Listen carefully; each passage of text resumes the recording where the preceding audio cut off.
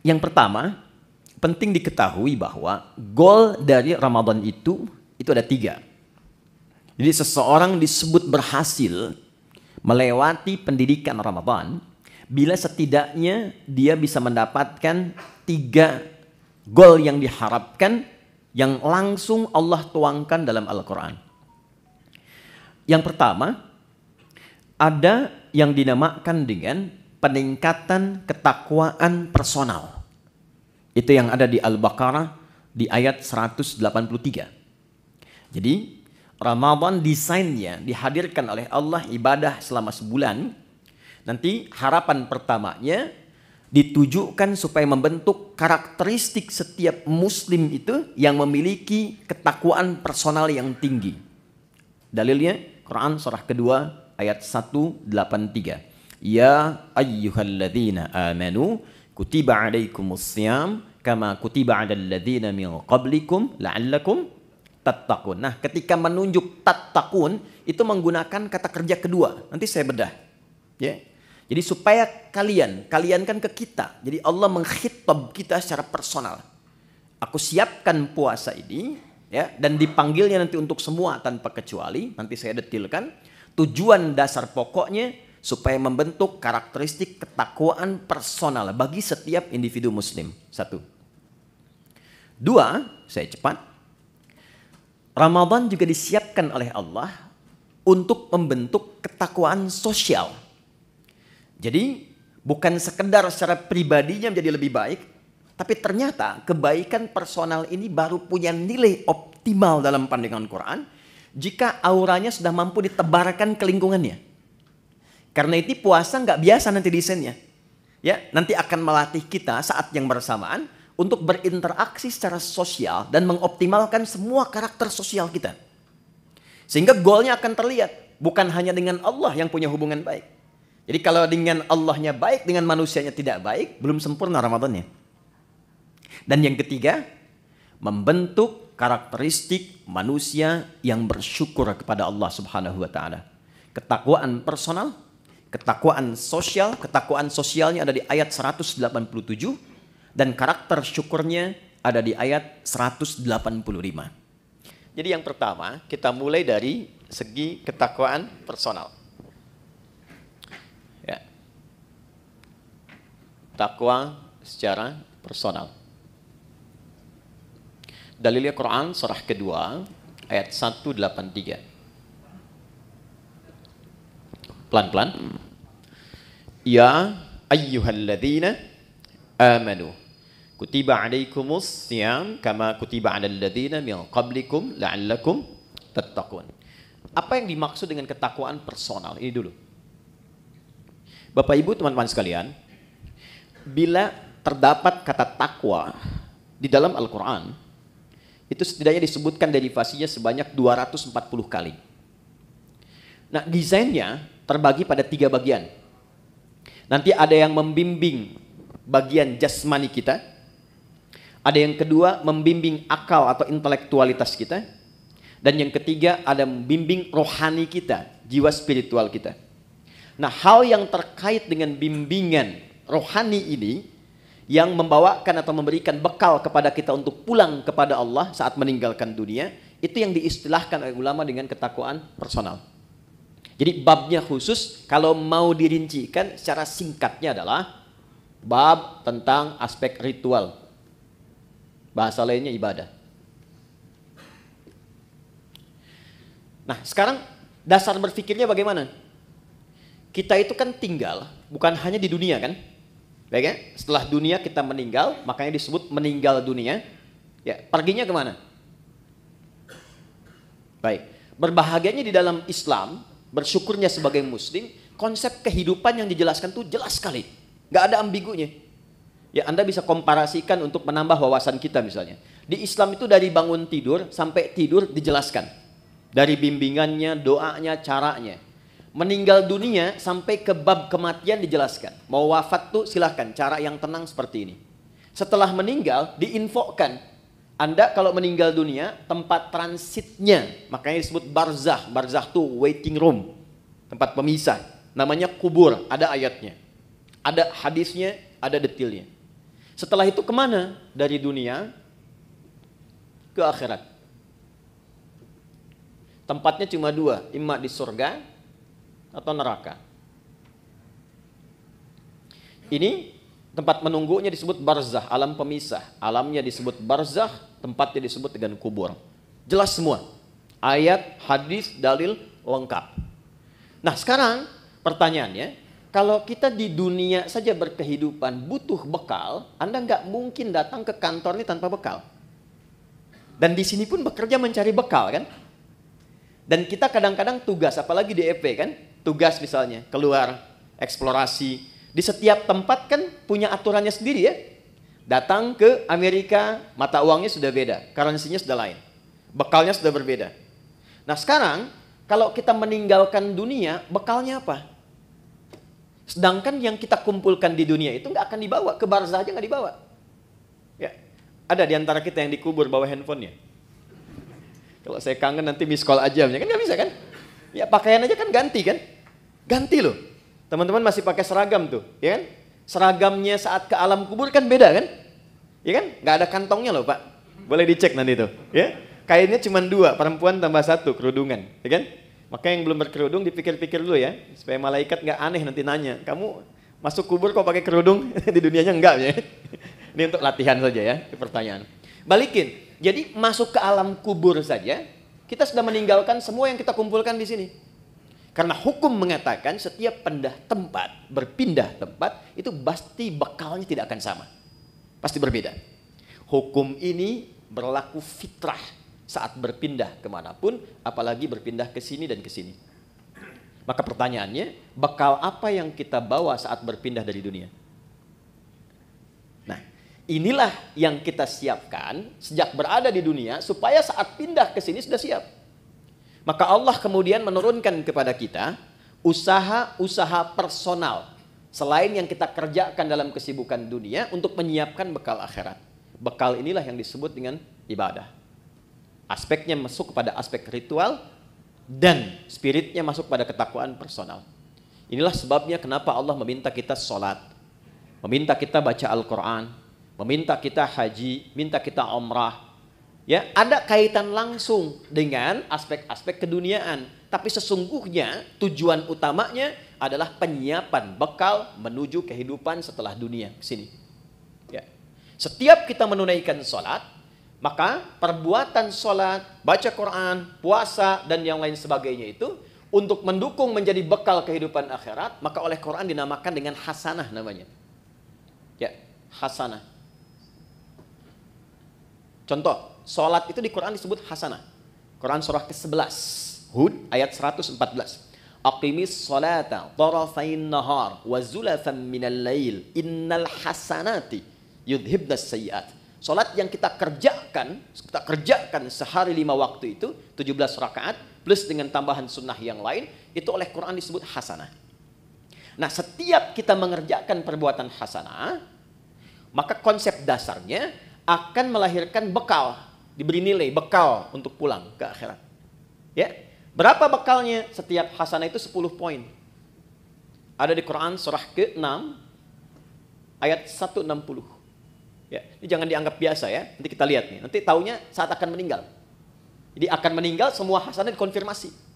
Makanya ada orang yang ketika akan meninggal kan senyum, tenang. Panggilannya panggilan ketenangan, hasil ibadah. Contoh, dalam sholat kan kita tadi ada tumak ninah ya. Ya, sholat, rukuk tumak ninah, sujud tumak ninah. Itu tumak ninah itu kalau terus dikerjakan memberikan sifat kepada jiwa. Sifatnya disebut mutmainnah.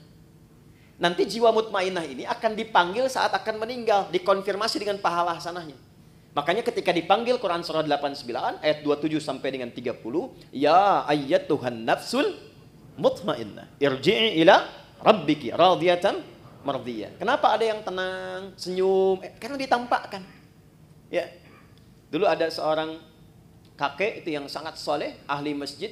Hari Kamis itu, ya, beliau selalu merawat masjid. Hari Kamis ba'da asar sedang puasa, itu Masya Allah, itu cuma di belakang sandaran, kemudian merem-melek begini, meninggal. Dalam keadaan yang sangat nyaman gitu. Ahli masjid, wafatnya di masjid. Cuma merem-melek, meninggal. Itu hati-hati belakang ya, yang merem-melek tuh ya. Oke. Balik sini. Man jaa bil hasanati falahu asyru amthaliha. Siapa yang mengerjakan satu perbuatan hasanah, dia dapat 10 poinnya. 10 kebaikan. Nah, 10 ini itu detailnya disebut dengan ajrun. Lahum ajrun ghairu mamnun. Ajrun itu bahasa kita yang disebut dengan pahala namanya. Nah, ini yang kita kumpulkan hasilnya berupa apa? Pahala. Ajrun. Jadi yang ikut tuh ininya, hasanahnya. Dan 1, 2, ngitungnya bukan 1, 2, 3, 4, bukan begitu. Cara menghitungnya contoh di hadis Muslim, Anda baru masuk ke sini nih, tempat ibadah, mau sholat misalnya, itu baru datang sudah mendapatkan 25. Jarak 1 ke 2-nya 500 tahun. 2 ke 3-nya 500 tahun. Demikian seterusnya. Baca Quran setiap hurufnya itu 10 kebaikan. Ya. Nah, problemnya apa? Apa kaitan dengan pembahasan kita? Maaf sekali dengan bahasa ini. Setiap kita itu kan meyakini bahwa kita akan pulang. Akan meninggal. Ya kan?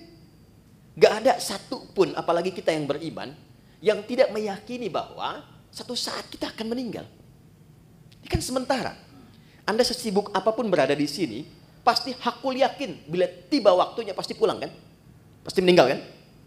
Tapi pertanyaannya, di antara sekian orang yang yakin akan meninggal ini, sudahkah dia menyiapkan bekal yang cukup untuk pulangnya? Coba perhatikan. Untuk yang sementara saja yang kita tinggali saat ini, betapa luar biasa seriusnya. Kerjanya berangkat gelap, melewati banyak kemacetan, pulangnya gelap lagi. Ya kan?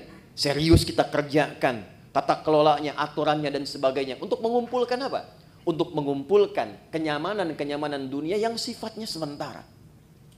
Bila tiba waktunya, rumah yang sudah dikumpulkan jadi mewah itu, kendaraan yang luar biasa, pakaian yang bagus-bagus. Pada akhirnya ketika pulang, kan nggak bisa dibawa ke sini pun. Mau pindahan rumah cuma 2 kali 1. Sementara yang ada sekarang sudah dikumpulkan begitu besar. Karena memang bekalnya berbeda. Jadi konsep Quran itu, ingat konsepnya itu sangat luar biasa. Hei, kamu mesti sukses dunia, akhirat pun bahagia juga. Makanya hasanah itu oleh Allah dibagi 2. Ada konsepsi dunia, ada akhirat. Ya. Quran surah kedua Al-Baqarah ayat 201. Wa minhum may yaqulu rabbana atina fid dunya hasanah wa fil akhirati hasanah. Jadi keseimbangan dalam Islam itu Allah nggak menginginkan kejar akhirat, dunia lupakan, tidak. Karena mencari akhirat itu tempatnya di dunia. Tapi jangan sampai juga terjadi, maaf, dunianya luar biasa, akhiratnya nestapa. Nanti kita akan temukan pengaruh-pengaruh ibadah ini, ada yang terkait dengan dunia, tapi pokoknya adalah akhirat. Ini gambaran pertama.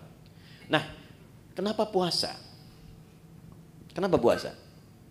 Karena dari sekian kita beraktivitas, sekian lama diberikan waktu berkehidupan, kadang-kadang kebanyakan manusia lupa dengan tujuan berkehidupannya sehingga tidak siap untuk pulang. Contoh, kemarin di Pondok Indah saya sama-sama menghitung. Ini rata-rata usia berapa ya? Kita ambil 40 lah ya. Ya, entah ke atas atau ke bawah, 40 ya. Konsepnya begini aja, 40.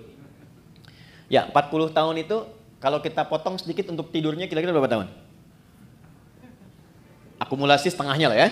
Dari mulai berkehidupan, tidur siang, tidur malam, kurangi 20 tahun. Jadi yang digunakan aktivitas 20 tahun.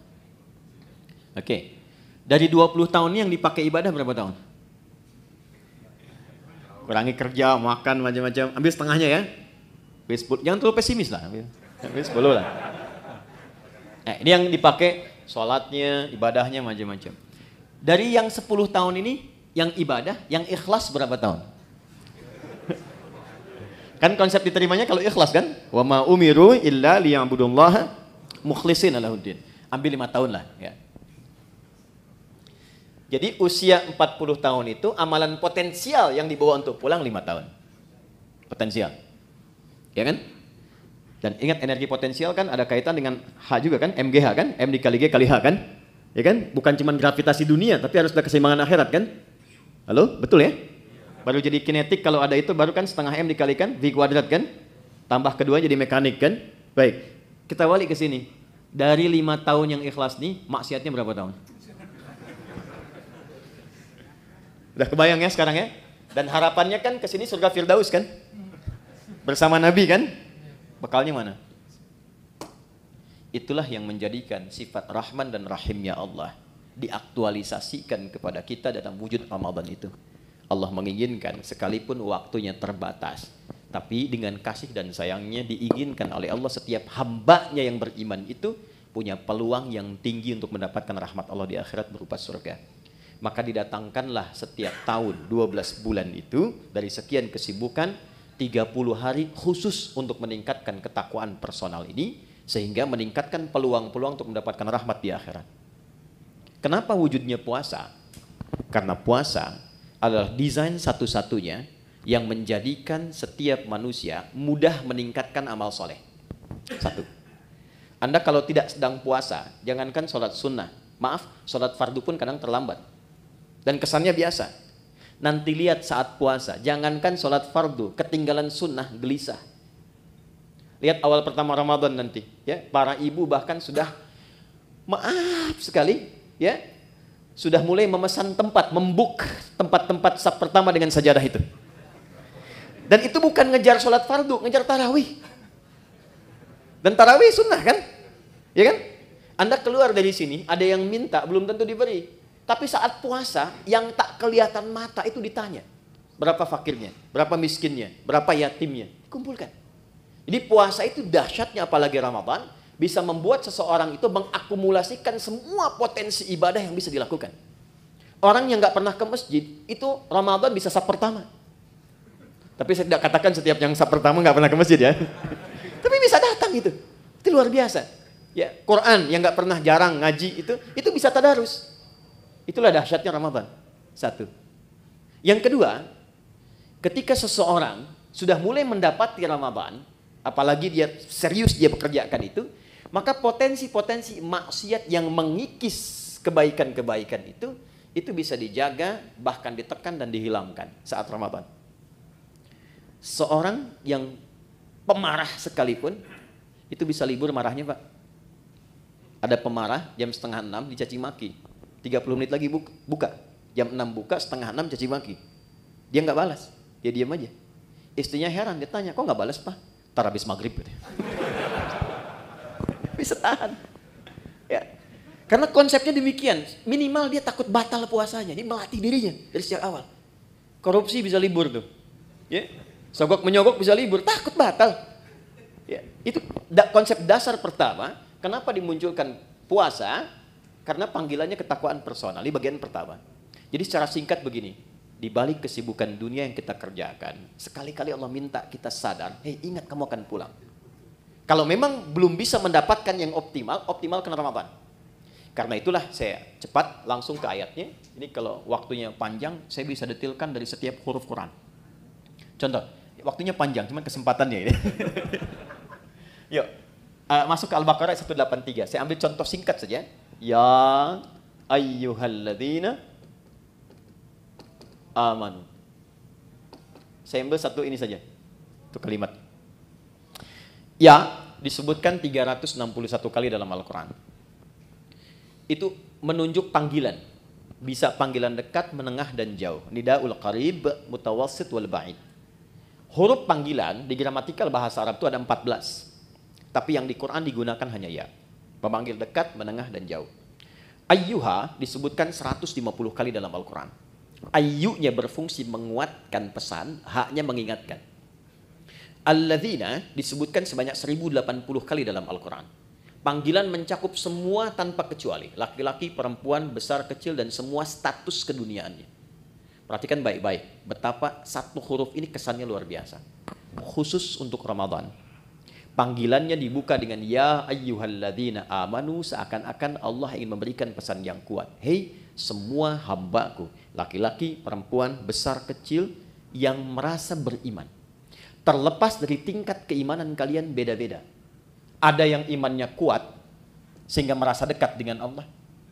Konfirmasi iman kuat itu begini. Kita kalau ingin ukur iman kita kuat atau lemah, ya, nanti ukurannya di Quran surah ke-8. Ayat yang kedua contohnya. Innamal mu'minuna alladzina idza dzukirallahu wajilat qulubuhum. Insan beriman yang sejati itu ukurannya kalau dipanggil disebutkan nama Allah, itu ada getaran di hatinya, mengonfirmasi. Karena itu diperdengarkan nama Allah setiap hari 5 kali, setiap pergantian waktu di telinga kita. Telinga itu bahasa Arabnya udhun, jamaknya disebut adzan. Maka diperdengarkan dalam adzan lafaz Allah, Allahu Akbar, Allahu Akbar. Nah, teman-teman merasakan nggak waktu ada panggilan itu di hati itu ada getaran kan? Allahu Akbar, Allahu Akbar, ada getaran kan? Nah, itu konfirmasi iman. Kalau kemudian itu direspon dan sadar saat dipanggil, misal subuh 4.35 dipanggil, Anda masih tidur. Allahu Akbar, Allahu Akbar, Anda langsung bangun. Ya Allah, sudah adzan, wudu, siap-siap sholat. Nah, ini menunjukkan iman Anda standar. Masih charter tuh. Standar. Ya, Anda jam kerja jam 7 di sini, masuk jam 7, standar kan? Ya kan? Tapi yang hebat tuh begini, dipanggil 4.35, jam setengah 4 itu sudah bangun. Ada yang begitu. Ya, itu isyarat misal di Quran surah keempat ayat 103. Inna salata kanat 'alal mu'minina kitaban mauquta. Insan beriman tuh tahu waktu sholat karena tahu dia siap-siap sebelum dipanggil. Itu yang hebat. Nah, maka orang-orang yang standar itu yang menengah jaraknya. Ya, hei yang menengah, yang kalau dipanggil baru datang. Ya, atau yang merasa imannya kuat. Sebelum dipanggil sudah siap-siap. Ada yang lemah, dipanggil 4.35, dia baru bangun 5.34. Itu pun belum ingat sholat. Ya. Tapi dahsyatnya, dalam Ramadan, di hari pertama dipanggil, Allah tidak melihat semua tingkat keimanan itu. Allah panggil semua dengan satu huruf yang sama. Seakan-akan mengatakan begini, aku tidak peduli betapa tingkat iman kalian. Maka di detik ini, aku panggil semua tanpa kecuali. Yang lemah aku kuatkan, yang menengah aku dekatkan, yang dekat pun aku tambahkan kekuatan kembali. Itulah yang menjadikan semua kita tanpa peduli karakteristik imannya, parameter tingkat rendah dan tingginya. Coba lihat, bukti ayat ini. Di awal Ramadan semua semangat. Lihat nanti, hari pertama Ramadan. Ya, kita insya Allah tanggal berapa nanti? Tanggal 1 Ramadan, ya, 1 Ramadan.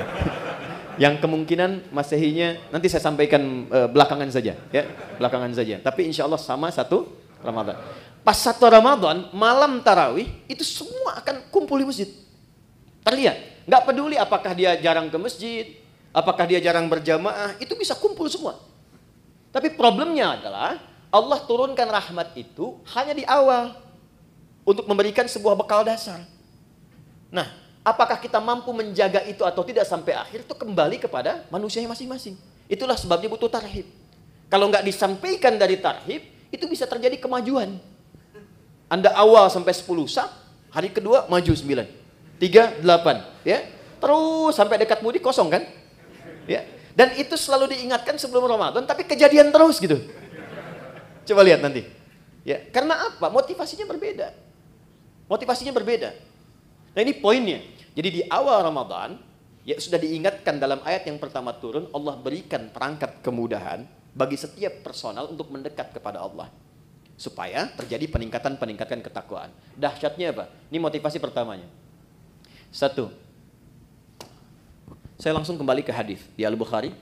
Perhatikan baik-baik. Man shama Ramadhana imanan wa ihtisaban, ghufira lahu ma taqaddama min dhanbi. Masuk malamnya, hadis yang sama, beda diksinya.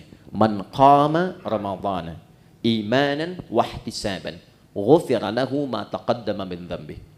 Karena pertama kali masuk Ramadan kita ibadah malam, sholat, disebut dengan qiyam, pekerjaannya disebut dengan qama. Perhatikan anugerah besarnya saat Ramadan. Dari alladzina dipersonifikasi jadi man. Kalau man itu sudah ke personalnya. Kalau alladzina masih umum. Siapapun dari yang banyak ini, malamnya memulai dengan menyiapkan diri untuk menunaikan tarawih. Man qama Ramadhana, khusus Ramadan, bukan yang lain. Imanan, karena panggilan imannya merespon seruan Allah. Di Allah panggil, ya ayyuhalladzina amanu, Anda datang dengan iman itu. Jadi bukan karena orang lain tarawih Anda ikut. Bukan karena imamnya bagus saya ke situ gitu. Bukan. Karena kesadaran bahwa selama ini saya sibuk, jarang nyari akhirat. Selama ini orang sudah menghafal Quran, saya baca aja belum punya waktu. Selama ini orang tahajud, saya masih kejar kerja lagi. Dapat meninggal, bekal belum siap. Maka ketika diberikan Ramadan, saya sadar ini peluang saya. Maka dia datang dengan imannya. Begitu datang dengan imannya, dia mengoreksi dirinya. Dia sadar, ya Allah, selama ini saya sibuk, Engkau berikan aku kesempatan sekarang untuk mendekat kepadamu. Lalu dia bacakan kalimat yang Nabi ajarkan kepada Sayyidah Aisyah, Ummul Mukminin. Allahumma innaka afuwwun karim, tuhibbul afwa fa'fu anni. Ya Allah, Engkau mencintai orang-orang yang mendekat kepadamu. Engkau maha mulia yang memaafkan. Selama ini hamba sibuk, hamba banyak berbuat maksiat. Malam ini hamba menegadah kepadamu untuk memohon ampunanmu. Itu yang disebut ihtisaban.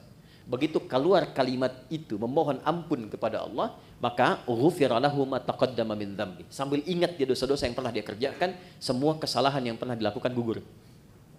Ini dahsyatnya Ramadan, gugur.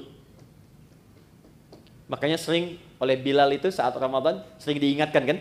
Ya, yang mengingatkan kadang-kadang saat Ramadan ada di samping imam itu, Allahumma innaka afuwwun karim tuhibbul afwa fa'fu anni. Diingatkan supaya menghadirkan rasa-rasa kenikmatan bertobat kepada Allah. Itu ketika Anda mengucapkan kalimat itu, maaf sekali, disertai dengan keimanan, bukan kalimat biasa.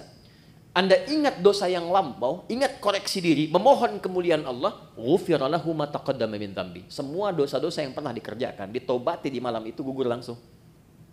Kecuali utang ya, maaf. Utang tetap berlaku, ya. Utang itu harus lunas, bukan dengan taubat jadi lunas, tidak. Ya. Apa faedahnya? Begitu selesai, dosa diampuni, Anda bangkit misalnya, baru takbir, kemudian meninggal, itu Masya Allah. Meninggal di malam itu dengan tobat gugur semua, dapat satu amalan, sudah faqad waqa ajruhu 'ala Allah.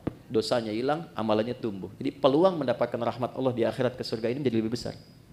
Hisabnya ringan. Itu nggak ditemukan di waktu-waktu lain kecuali Ramadan.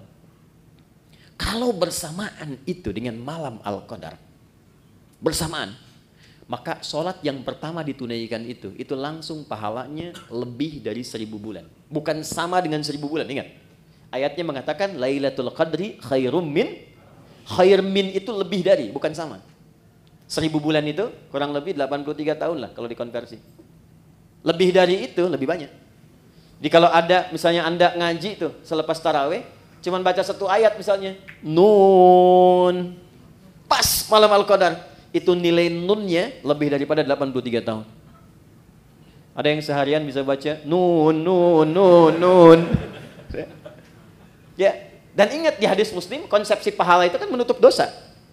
Ya, pahala tutupin dosa, pahala tutupin dosa. Ini sholat nih ya, misal selesai sholat, ada yang menggibah dan nggak tanggung imamnya misalnya, ya gitu amat ya bacaannya, si amat aja nggak begitu ya, dia keluar tuh, dibicarakan, itu di hadis Muslim, pahala sholatnya langsung ditransferkan kepada orang yang digibahkan itu. Wa syatama hadza, wa qadhafa hadza, wa daraba hadza, wa safaka dama hadza. Ada yang berselisih, difitnah, itu langsung pindah. Jadi konsepnya yang soleh menutup yang salah. Nah sekarang berapa banyak yang dikumpulkan yang soleh itu? Sementara dari ujung kepala sampai ujung kaki, maksiat sering kali terjadi setiap detik sekarang. Mata udah salah lihat tuh, baru bangun udah salah lihat. Cek WA kan? Huh? Niatnya pengen lihat YouTube ceramah, yang keluar iklan yang tak pantas.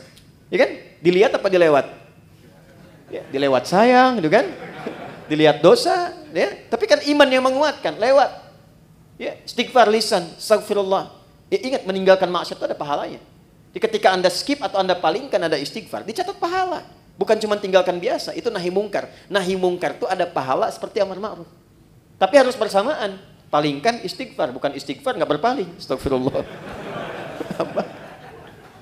Apalagi sini, ini nutup nih. Jadi itu nggak ada kecuali Ramadan. Maka tumbuhkan motivasi, maaf sekali dengan bahasa ini, tumbuhkan motivasi bahwa Ramadan itu adalah momentum kita untuk mengejar husnul khatimah. Itu poinnya.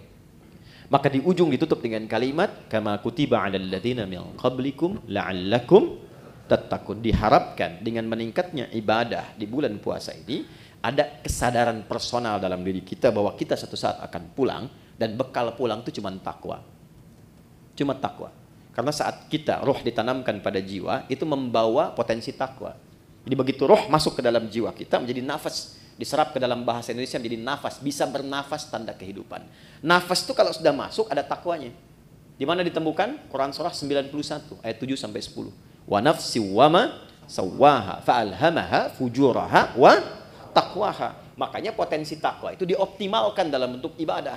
Setiap ibadah itu pasti ada takwanya.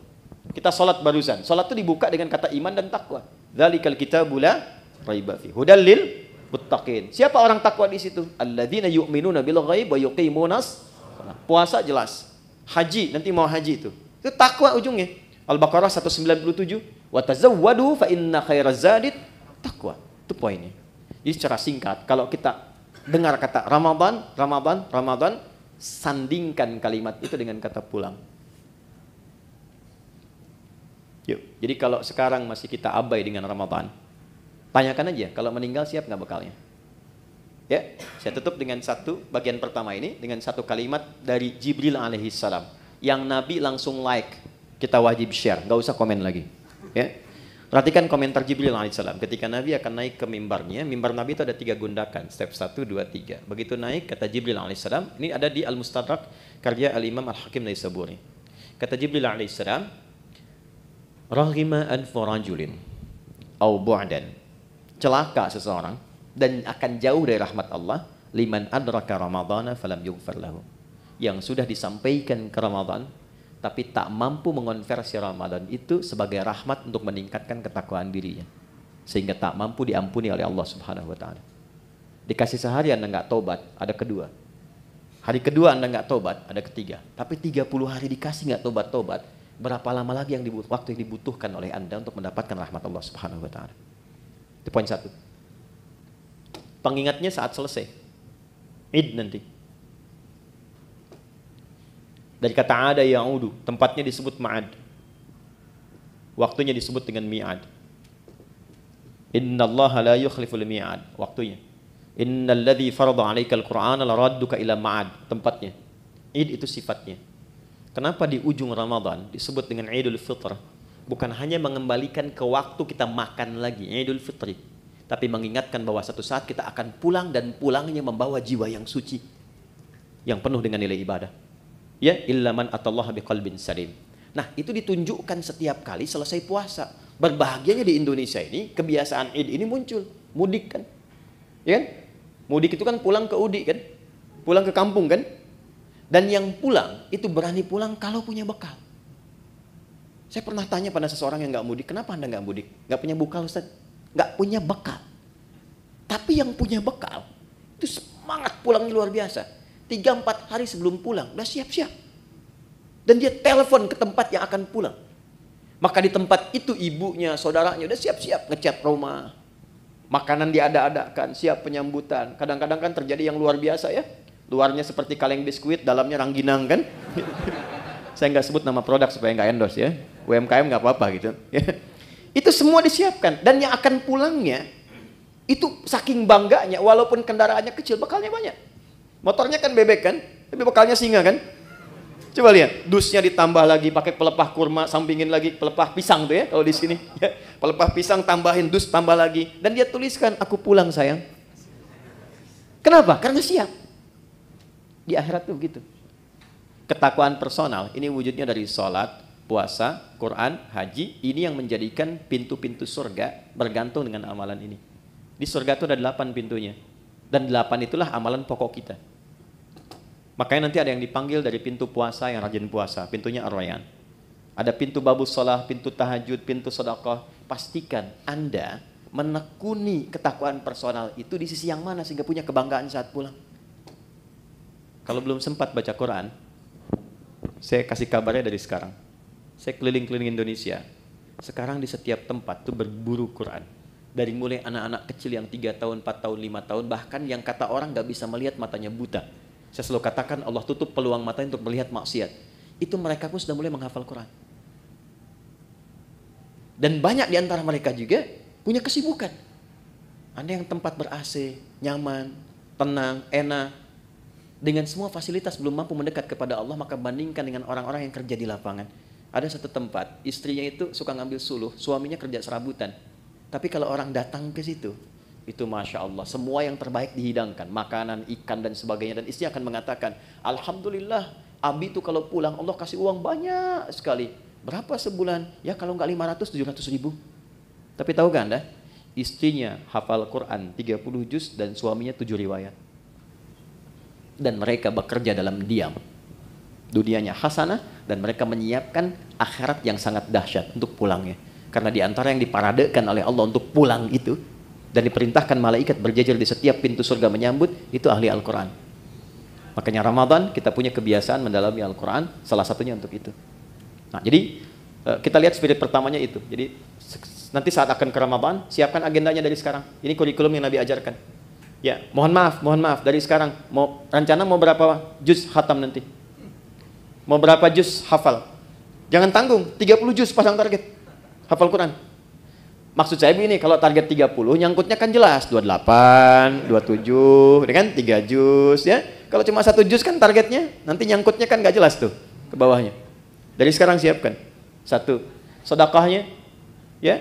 Kemudian sholatnya, sholat sunnahnya, dari sekarang bikin. Menunya keluarkan semua. Nanti checklist, minimal salah satu pernah dilakukan. Ya, checklist 1, 2, 3, selesai Ramadan, demi Allah saya katakan, rasakan pasca Ramadan, apakah ada perubahan, peningkatan ketakwaan personal ini setelah selesai menunaikan puasanya. Nanti cirinya pada bagian ketiga. Saya cepat, saya punya 5 menit lagi. 2, ada jenis kedua disebut dengan ketakwaan sosial. Ayatnya ke 187, lihat ujungnya. La'allahum yattaqun, dari tak ke ya. Kalau tak itu Anda, kalian, personal. Kalau ya dibicarakan dia. Kalau dijamakkan tambah di ujungnya, yattaqun, mereka. Jadi bukan hanya membentuk secara pribadi untuk kita, tapi interaksi dengan lingkungan sosial kita. Hablu minan nas, hablu minal makhlukat. Maka, ciri orang yang berhasil puasanya bukan hanya baik secara personal, tapi implementasi kebaikan personal itu bisa dilihat dari perbuatan baiknya dengan sesama. Makanya saat puasa, anjurannya bukan sekedar meningkatkan ibadah pribadi. Pernah dengar hadis ini di At-Tirmidzi? Siapa yang memfasilitasi bukaan untuk orang puasa, walaupun 1 biji kurma saja, 1 kurma, ataupun sehirup air saja, maka dia mendapatkan pahala yang sama dengan yang berpuasa itu tanpa dikurangi sedikit pun. Pernah dengar hadisnya? Hadisnya sahih. Tapi jangan salah menyimpulkan ya, bacanya pakai ilmu hadis. Ya nggak usah puasa, fasilitasin aja kurma. Dia nggak begitu. Ya Anda fasilitasin, Anda nggak puasa, Anda dosa, Anda batal. Jadi ruginya 2 kali. Ya, maksudnya apa? Saking tingginya ibadah sosial itu Nabi menginformasikan dengan tingginya tingkat apresiasi yang Allah berikan. Jadi kalau di Quran itu atau di hadis ada motivasi dengan pahala yang tinggi, ini menunjukkan kualitas amalan itu dahsyat, tinggi. Ya, dan banyak sekali terkait dengan puasa itu amalan-amalan sosial. Sedekah, infak, memuliakan yatim, zakat. Ini kan sosial semua. Tapi pernah nggak teman-teman kita semua rincikan itu formulasinya kemana? Contoh misalnya, kan ada zakat, ada infak kan? Baik, zakat itu untuk siapa? Infak untuk siapa? Ternyata skema infak itu dia ada 2 tuh. Ada infak wajib, ada infak sunnah. Yang wajib itu untuk keluarga. Disebut dengan nafkah namanya. Ya, maka kewajiban kita memuliakan istri, memuliakan anak, cari sekolah yang mendekatkan dia dengan Allah, cari pakaian yang menutup aurat supaya Allah senang, ya. Gambarannya itu wajib dan ada pahala. Kalau antum kerja sekarang berangkat ke sini, diniatkan untuk nafkah karena menaati perintah Allah, Quran surah 4 ayat 34, ya kan? Itu setiap langkahnya ada pahalanya, teman-teman. Jangan dikira biasa. Dan kalau antum rajin tahajud, itu dibimbing untuk meningkat karirnya. Quran surah 17 ayat 79 sampai 80. Ini agak cepat aja karena kita sedikit lompat-lompat. Saya balikan, itu nafkah pertama. Niatkan sebagai ibadah dan antum pun akan terjaga. Kalau diniatkan ibadah, antum gak akan terjebak korupsi. Malu lah masa ibadah berbuat kotor. Ada orang minum bir misalnya pakai bismillah. Bismillahirrahmanirrahim, berkurang dikit dah dosanya gitu kan? Enggak ada. Ya. Orang kalau mau korupsi juga kalau sedang merasa ibadah nggak mungkin dilakukan. Dia akan terjaga. Nah, tapi yang terkait dengan Ramadan ini, saya mau tarik ya. Nih, ke infak sunnah. Saya perhatikan banyak mencarinya keluar dulu. Padahal konsep dasar utamanya adalah ke dalam dulu. Quran surah kedua, ayat 2:15. Mungkin ini agak baru. Yas'alunaka madza yunfiqun. Mereka bertanya kepada Muhammad SAW, apa yang akan diinfakkan dan kepada siapa? Kata Allah, "Qul ma anfaqtu min khair." Katakan kalau mereka ingin infak, berikan kualitas yang baik, yang terbaik. Pertama lil walidain, orang tua. Ini dulu. Coba. Jauh-jauh infak bahkan sampai ke luar negeri dan sebagainya. Nggak dilarang. Tapi lihat orang tua sendiri, dari infaki belum? Berapa di antara anak-anak yang mengirimkan bukaan pada orang tuanya? Yang mentransfer untuk persiapan Ramadannya? Itu disindir keras oleh Al-Quran di Quran surah 46 ayat ke-15. Bahkan kata Quran, kalaupun Anda sudah sukses dan menikmati kesuksesan itu, mungkin, maaf ya, ini isyarat Quran ya, kesuksesan itu didapatkan bukan hanya kerja-kerja keras Anda. Saham Anda mungkin 30%. 70%-nya ibu yang sering tahajud minta sama Allah nangis. Ayah yang dengan peluh keringatnya luar biasa. Gak apa-apa ya Allah saya mencangkul anak saya yang penting jadi direktur. Gak apa-apa ya Allah saya tidur di amparan-amparan, yang penting anak saya bahagia di kemudian hari. Itu disindir keras. Makanya ketika Anda sukses, doa pertamanya menyertakan orang tua. Rabbi auzi'ni an ashkura ni'mataka allati an'amta 'alayya wa 'ala walidayya. Maka ketika Anda menyiapkan pos infak saat Ramadan nanti, yang paling prioritas pertama orang tua. Ini dulu. Nah, ini desain pertama akan memperbaiki hubungan-hubungan sosial yang tingkat pertama ini dengan orang tua. Mungkin hebat sholatnya, ternyata dengan ibunya bermasalah. Ya, hebat puasanya, sunnah dikerjakan, dengan ayahnya belum selesai masalahnya. Tuntaskan dulu. Ini skemanya. Wal aqrabin, kerabat terdekat. Nomor 2. Wal yatama, baru naik ke anak yatim. Wal masakin, baru orang miskin. Wabnis sabil, orang-orang yang kesulitan. Setelah itu, baru nanti yang umum. Yang fisabilillah. Banyak sekali cabangnya. Bisa kita kumpulkan. Nah, singkatnya adalah, mumpung sekarang kita masih di bulan Sya'ban, dari sekarang disiapkan. Nabung dari sekarang. Berapa anggaran infaknya nih untuk skema sosial? Untuk Ramadan. Setiap hari keluarkan misalnya 1, 2, 3, support A, support B, support C. Karena yakin Ramadan itu dengan sendirinya pasti akan meningkat. Pasti disiapkan oleh Allah. Pandai-pandai melihat berapa yang Allah siapkan untuk kita. Kalau sudah cukup di dalam rumah, Anda dapat gaji misalnya 20 juta. Kebutuhan di rumah 10 juta. Tabungan 5 juta untuk ke depan, untuk anak-anak. Berarti 5 juta itu peluang ibadah Anda lewat harta. Optimalkan.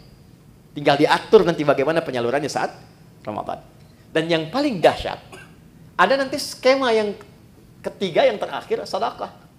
Yang sifatnya lebih luas lagi. Bukan hanya muslim, tapi sampai non-muslim. Sampai non-muslim. Anda bekerja kan di sini nggak semuanya muslim tuh. Pasti ada non-muslimnya. Nah, tebarkan aura Ramadan kepada teman-teman juga. Ya. Jadi begitu datang nanti bulan Ramadan, bisa dibikin skemanya untuk sedekah itu lebih luas sifatnya. Mungkin di antara anak mereka ada yang kesulitan, bisa diberikan bantuan SPP-nya. Iya kan? Ada di antara mereka yang tertarik dengan Islam, berikan kemudian pendalaman dengan buku-buku keislaman. Biayanya boleh dari skema ini. Bahkan nanti bisa dari zakat yang mu'allafati qulubuhum. Ya, Anda mau buka berbagi, makanan kan banyak tuh. Kata Nabi berbagi, sampingnya mungkin tetangga non-muslim, ajak. Anda mau buka bersama barang-barang nih ya, jangan yang muslim saja. Mungkin ada non-muslim tertarik, ajak. Ya, ketika dia bertanya, ya, kok saya boleh ikutan? Sampaikan. Islam atau Quran yang mengajarkan saya untuk berbagi. Ya, nanti hari kedua dia tanya lagi, hari ini Quran ngajarin lagi berbagi kan? Ini poinnya. Yang terakhir, yang ketiga, ya kita akhiri. Jika semua ini sudah bisa kita lakukan, maka semua latihan ini akan merubah kepribadian kita dan membentuk karakteristik yang baru pasca Ramadan. Gambarannya begini, maaf sekali, kalau teman-teman biasa makan, pakai ayam, pakai kerupuk, ya, Ustaz Mubarak waktu pesantren tuh capruk, kecap kerupuk, ya. Saya satu pesantren dengan beliau loh. Kecap kerupuk, ya. Nah, setelah 30 hari, hari ke-31 ayamnya dikasih, kerupuknya nggak dikasih. Kira-kira komentar pertama apa? Mana kerupuknya? Karena sudah terbiasa kan? Baik. Ramadan kan kita dilatih. Kebiasaan sholat, biasa baca Quran, biasa berbagi, biasa mendekat, biasa evaluasi. Masa 30 hari melakukan itu nggak merubah karakter? Pasti akan ada perubahan. Ya, hal pertama yang didapatkan pasca itu, yang pertama ketenangan. Itu dulu. Jadi Allah itu kalau ingin merubah seorang hamba jadi lebih baik, hatinya ditenangkan dulu. Karena tenang ini kunci sejalannya. Hidup tenang, di rumah tangga kan tenang ya. Samara itu kan sakinah dulu, sakinah kan tenang ya. Di kaya pun kalau nggak tenang nggak enak. Coba pilih mana? Kaya tapi gelisah atau miskin tapi tenang? Nggak ada pilihan ketiga, jangan maksa. Saya tahu kaya dan tenang ya. Kaya tapi gelisah atau miskin tapi tenang? Jadi Allah itu kalau ingin merubah seorang hamba menjadi lebih baik, itu diberikan ketenangan dulu. Setelah tenang nanti baru diinstal. Dia pengen apa? Apakah ilmu, apakah harta, atau kedudukan. Baru diarahkan. Anda kalau sholat, yang didapatkan kan bukan solusi dulu kan? Sebelum tanha anil fahsya'i wal munkar, ketenangan dulu. Makanya kalau orang itu kalau sudah sholat, sholatnya bagus, hatinya lebih tenang. Baca Quran juga begitu. Ya, jadi kalau Anda sedang gelisah, ibu-ibu itu jangan bikin status. Gak menyelesaikan persoalan. Ya, ini mendung di sekitaran bikin status. Mendung ya, yang gak menghentikan mendung kok. Ya. Kalau sedang gelisah, ambil wudhu, ngadap kiblat, ambil mushaf, baca Quran. Tenang hati. Walaupun solusi belum datang. Nah, Ramadan pun begitu. Ketika Allah ingin tanamkan hidayah pada seorang hamba, yang diberikan pertama ketenangan. Lebih tenang pribadinya. Kedua, lebih nikmat dalam beribadah. Lebih berkualitas. Merasakan peningkatan kualitas dalam ibadah. Jadi ada kecenderungan ingin nambah, ada mulai rindu dengan tarawih, padahal mau berakhir. Ya kan? Maka saat itulah kemudian tanda awal dari Allah bahwa hidayah telah ditanamkan dalam diri kita. Ketika ditanamkan pada diri itu, maka wujud yang terakhir yang Allah inginkan, walitukabbirullaha ala ma hadakum wa la'allakum tashkurun. Membentuk pribadi yang lebih bersyukur. Apa itu syukur? Secara singkat, syukur adalah mampu mengonversi semua nikmat yang Allah berikan pada setiap tempat yang Allah kehendaki. Maaf, lisan ini fungsinya untuk bicara. Tapi Allah menginginkan bukan sekedar bicara, bicara yang baik-baik. Itulah syukur. Syukur dengan mata melihat yang baik-baik. Syukur dengan tangan menulis menggerakkan yang baik-baik.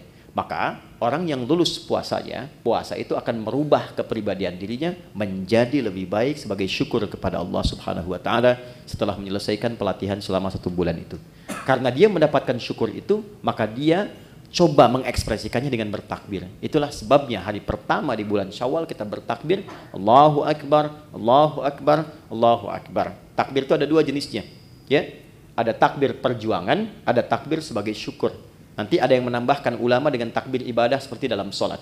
Takbir perjuangan itu saat berjuang, Allahu Akbar, Allahu Akbar, Allahu Akbar. Bung Tomo teriak Allahu Akbar, yang lain Allahu Akbar. Sampai di undang-undang kita nama Allah masuk. Atas berkat rahmat Allah yang Maha Kuasa. Sebagai wujud perjuangan kita. Ada takbir dari syukur. Sebagai wujud Allah telah memberikan hidayah kepada kita. Itu boleh bertakbir.